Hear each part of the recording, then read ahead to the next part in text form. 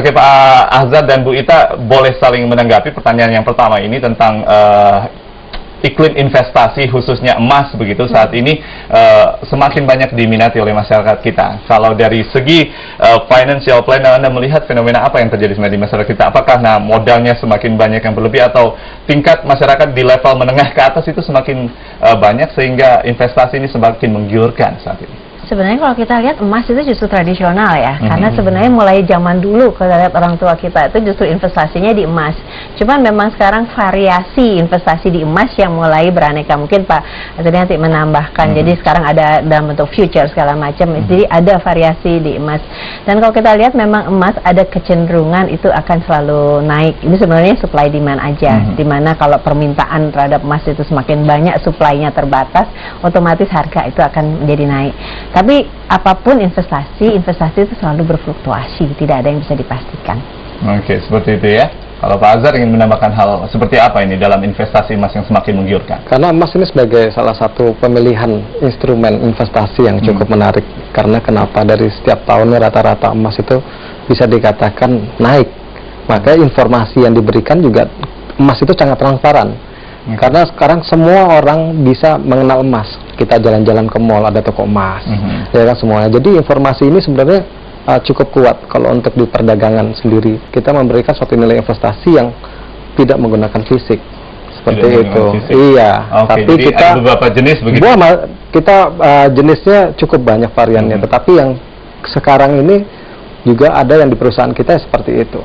Oke, baik Ibu Ita, kalau kita melihat sebenarnya Anda sudah menyebutkan tadi begitu banyak varian dengan cara begitu seperti apa orang bisa berinvestasi di setiap perusahaan, baik itu mungkin milik pemerintah ataupun swasta begitu.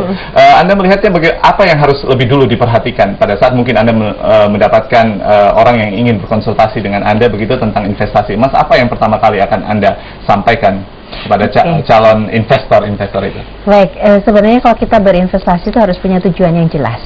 Investasinya itu dalam rangka untuk apa? Untuk wealth accumulation, untuk nambah kekayaan, apakah untuk persiapan pensiun, apakah untuk dana pendidikan. Jadi setiap investasi itu harus jelas tujuannya. Baru kita memilih instrumen investasinya apa. Karena instrumen investasi beda-beda. Bisa menawarkan hal-hal yang kita inginkan begitu ya. Betul. Jadi mana yang paling sesuai untuk memenuhi tujuan kita? Apakah itu tujuan jangka pendek atau tujuan jangka panjang? Baik Bu Ita, ditahan dulu pada Pak Azhar mungkin ada tanggapan tentang apa yang dirasakan oleh nasabah-nasabah ini. Nah, tetapi kita mungkin juga harus mengecek dari keabsahan perusahaan itu. Jadi kan sekarang juga sudah online semuanya ya. Ya kalau misalnya seperti di perusahaan kami itu terdaftar di Bapepti sebagai badan pengawasnya dan itu di bawah Departemen Perdagangan. Nah jadi seperti ini yang perlu kita cek lebih jauh lagi dan hati-hati juga dan lebih teliti lagi. Mohon maaf Ibu tadi Bu Lani ya itu lebih teliti lagi karena sesuatu yang kalau di bisnis kita ini atau di perusahaan kita ini kita tidak pernah menawarkan fixed income. Jadi termasuk Bu Ita kalau kita harus mengetahui tentang perusahaan penjamin atau investasi yang kita masukkan ini harus juga punya penjamin dari pemerintah, itu penting ya. Nanti ditanggapi Bu Ita.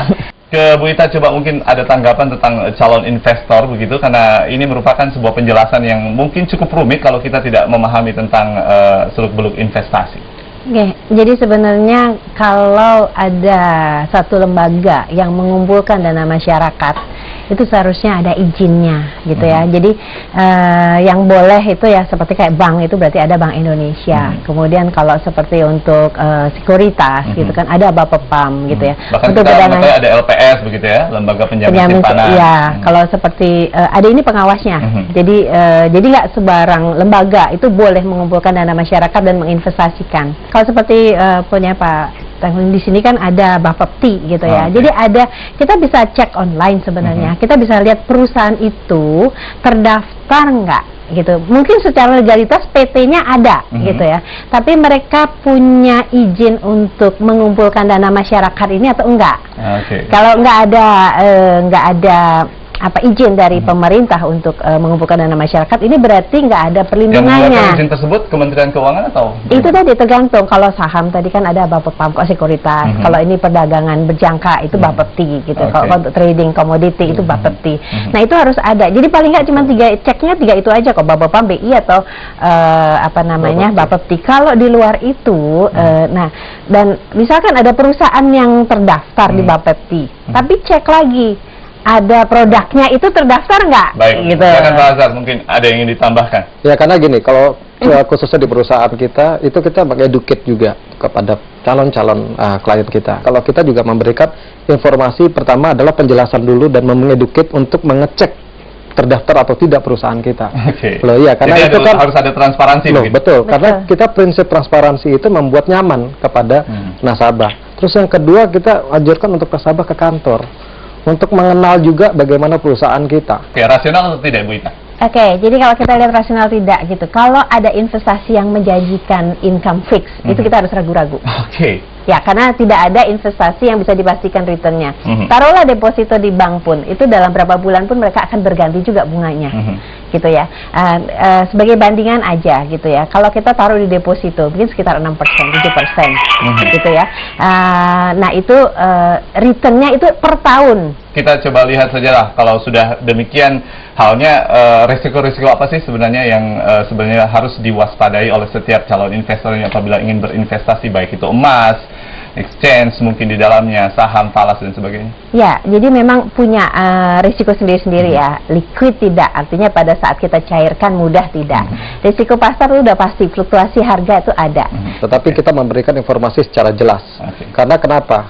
Pertama, di perusahaan kita itu educate itu paling nomor satu, memberikan informasi. Kedua, investasi yang itu pelajari dulu instrumen yang ingin dia investasikan.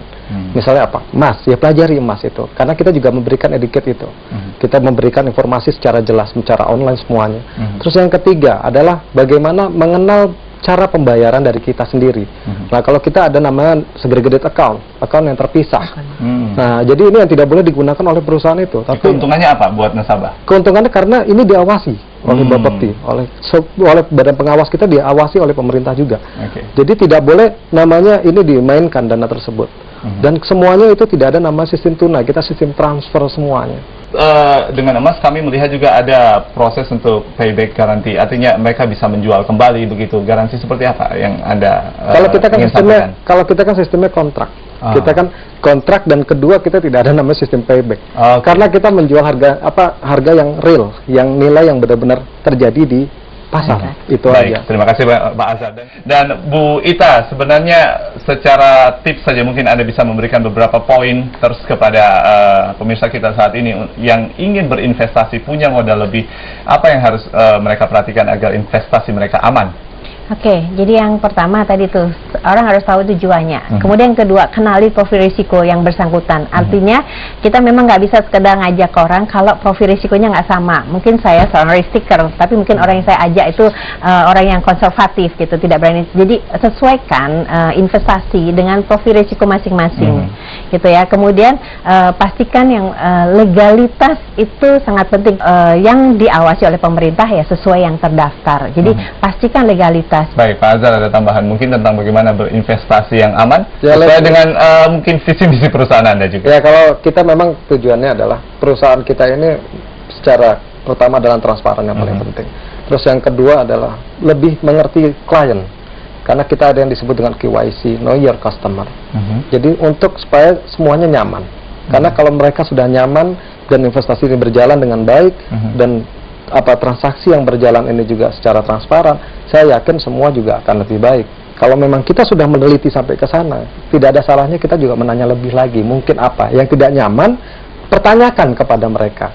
Setelah itu apa jawaban mereka? Kalau itu bisa membuat kita lebih yakin karena sudah didukung oleh legalitas tadi dari pemerintah atau dari manapun, itu menjadi dukungan, ya kita harus mencari lebih teliti lah intinya. Lebih teliti ya, itu intinya. Pahami betul produk investasi sebelum kita memutuskan berinvestasi. Baik, itu paling penting sekali, kalimatnya sangat baik sekali. Yang terakhir, Bu Ita, terima kasih banyak. Pak Azhar juga telah bergabung bersama kami di Jurnal Pagi Jatim.